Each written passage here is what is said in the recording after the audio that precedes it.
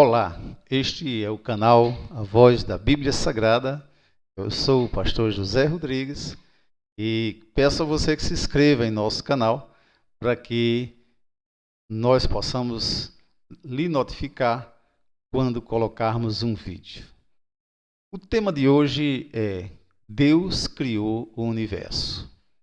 De antemão quero dizer que quando nós gravamos um vídeo e colocamos na internet, ele fica à disposição de todos. Pode ser que cientistas, astrônomos, teólogos, enfim, tenham acesso a esse vídeo. E é claro que nem todos vão concordar com o que eu estou dizendo. Há cientistas que não concordam, há cientistas que concordam. Eu estou dizendo que Deus criou o universo. Mas, pastor, você é astrônomo, cientista? Não, eu sou um autodidata em todas essas coisas, porém, estudei teologia e conheço a Bíblia Sagrada, a Palavra de Deus. Bem, então, como posso afirmar que Deus criou o universo? Vou trazer aqui evidências de que o Deus da Bíblia criou o universo e você vai acompanhar comigo este vídeo. Eu vou passar aqui uma simulação do universo. Pronto.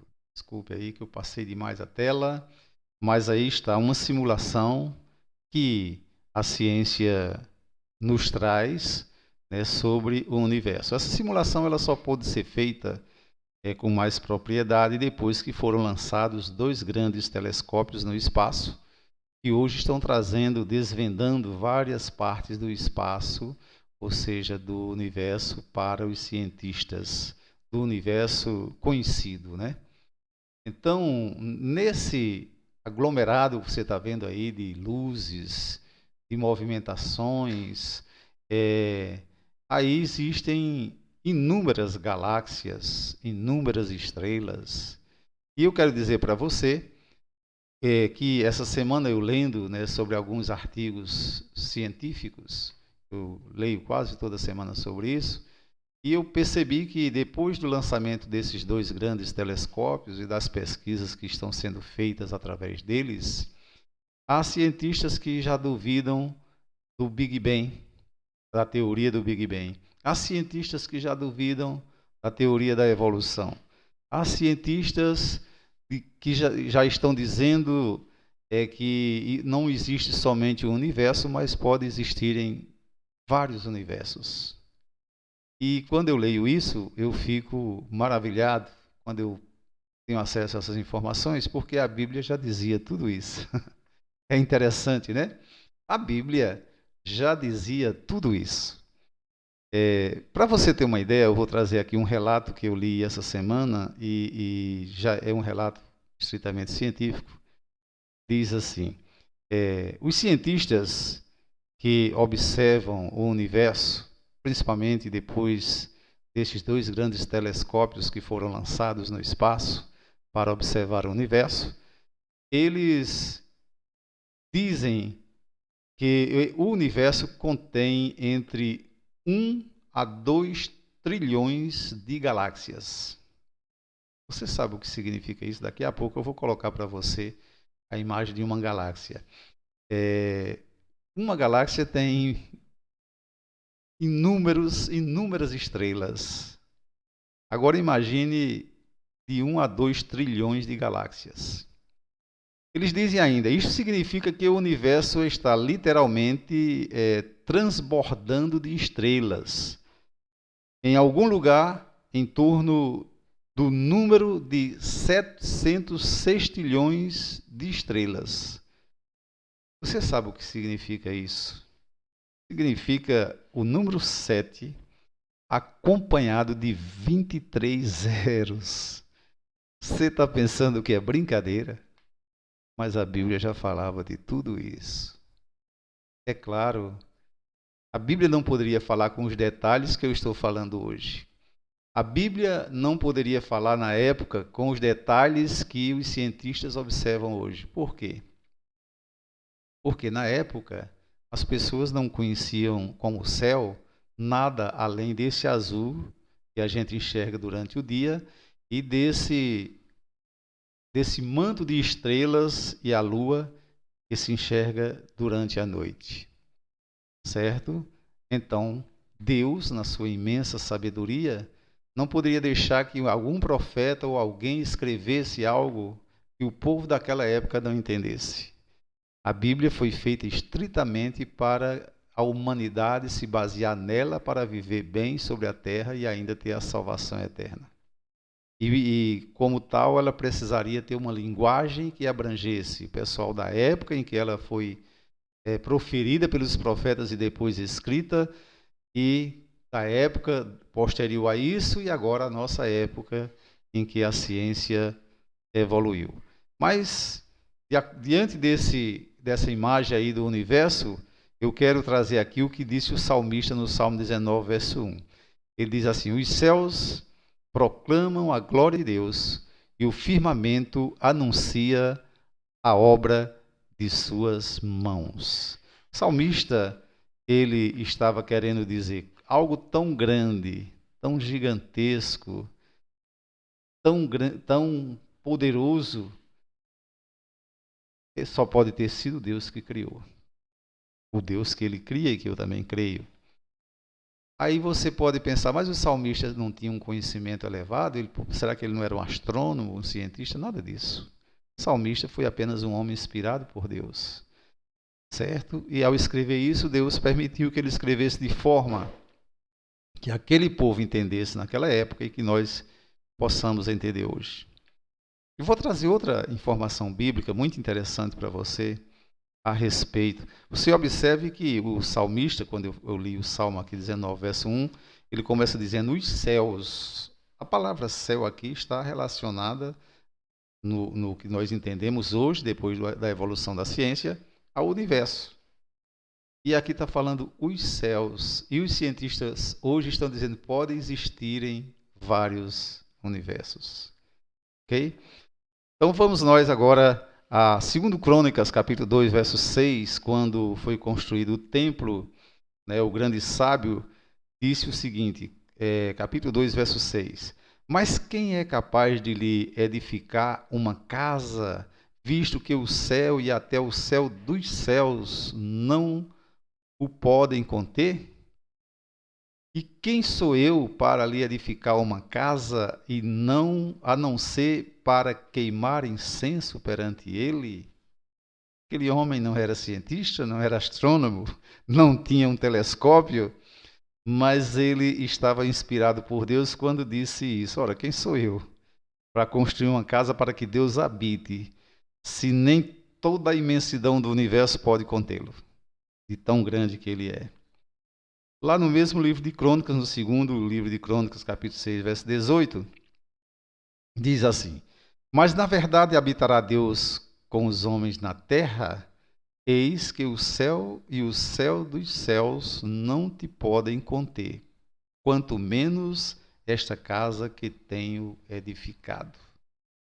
Só para você entender isso com mais tranquilidade, quando você vai, eu não vou estar aqui citando o versículo o tempo todo, porque senão o vídeo fica muito grande, mas quando você vai ler a Bíblia e ver as cartas de Paulo e ver tantas outros textos da Bíblia, a Bíblia nos diz que Jesus, para ter um contato ideal com o homem e transmitir ao homem a informação que ele trouxe para nós, ele aceitou a proposta. Jesus, ele é o Filho, né? Quem crê na Trindade sabe que tem Pai, Filho e Espírito Santo, e os três são o mesmo Deus. Então Jesus, para ter um contato ideal com o homem e transmitir para ele o que ele devia transmitir, em que se baseia hoje os santos evangelhos e tantas outras cartas, né, do Novo Testamento, a Bíblia diz, e Paulo escreveu isso nas suas cartas, que ele aceitou se tornar um pouco menor do que os anjos. Você sabe por que a Bíblia diz isso? Porque realmente aconteceu. Deus não poderia ter contato conosco, a não ser, ele teve contato no Velho Testamento com os homens, mas através da teofania, onde anjos vinham, né? O anjo do Senhor aparecia alguém. Mas não o Deus Todo-Poderoso presente com a sua força, com o seu poder. Ninguém pode ver Deus. Deus é grande, é enorme. Deus não tem essa fisionomia que a gente vê, muitas pessoas desenham Deus como um velhinho já que está velho, barba branca, tal. Tudo isso é invenção da humanidade. As pessoas desenham isso porque viram Jesus, que foi Deus, que era Deus, que continuou sendo Deus, porém teve que ser um pouco menor do que os anjos para poder ter contato conosco. Não perdeu a sua divindade e ele demonstrou isso nos milagres que fez. Certo? Acredito que estou sendo claro para você. Então, esse universo gigantesco, grandioso que você está vendo aí, ele é simplesmente a criação de Deus. Lá em Neemias, não foi somente o livro de Crônicas que disse isso, lá em Neemias capítulo 9, o verso 6, ele diz assim: só tu és Senhor.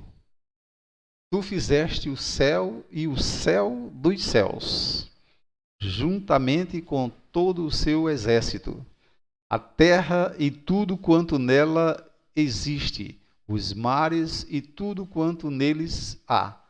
E tu os conservas a todos, e o exército do céu te adora. Observe que a Bíblia, há milhares de anos atrás, antes de Cristo, já fazia um reconhecimento deste gigantesco universo. Chamou, como agora os cientistas dizem que há vários universos, chamou isso de céu dos céus. Certo? Então, isso é a Bíblia, a palavra de Deus, por isso eu digo, o que a ciência está fazendo é apenas comprovando aquilo que Deus já falara aos homens através da Bíblia. Eu vou passar agora para você uma galáxia, só para você entender. Pronto, isso aí é uma galáxia. Uma galáxia girando, né? Provavelmente pode ser a nossa galáxia, onde está a nossa Via Láctea, né? Onde nós vemos essas estrelas. E o que é uma galáxia?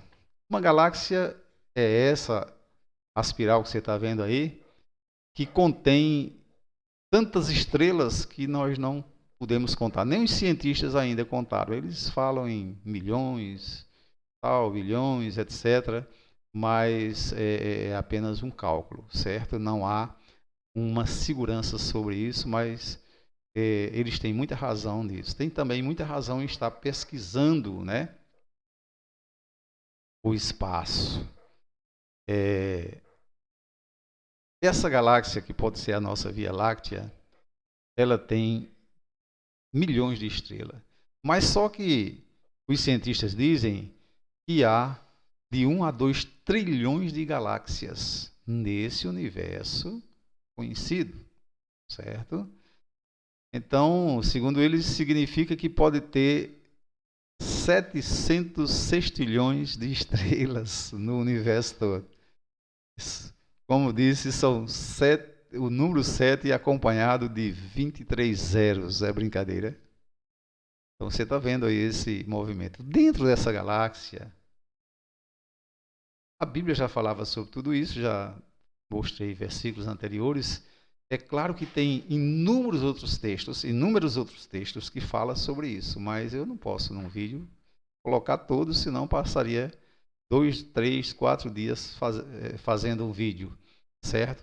Dentro dessa galáxia vai se encontrar isso aqui. Aí, pronto, o nosso sistema solar, que é pequeniníssimo em relação a outros sistemas que estão nas galáxias ou na nossa galáxia. Mas mesmo assim tem aí a imagem, né, do Sol no centro e os planetas girando ao redor. A Terra está nesse meio, talvez você já tenha identificado, eu daqui já estou vendo ela. Então, esses planetas girando em torno de seu próprio eixo, como é o caso da Terra, e girando ao redor do Sol. Isso está dentro daquela galáxia que nós observamos anteriormente. Bem, a Bíblia já falava sobre tudo isso, mas nós vamos em frente para tornar mais claro o que estamos querendo dizer. Dentro daquele sistema solar que você viu girando, está aí a Terra. Lá no fundo, eu fiz questão de colocar aqui nesse GIF,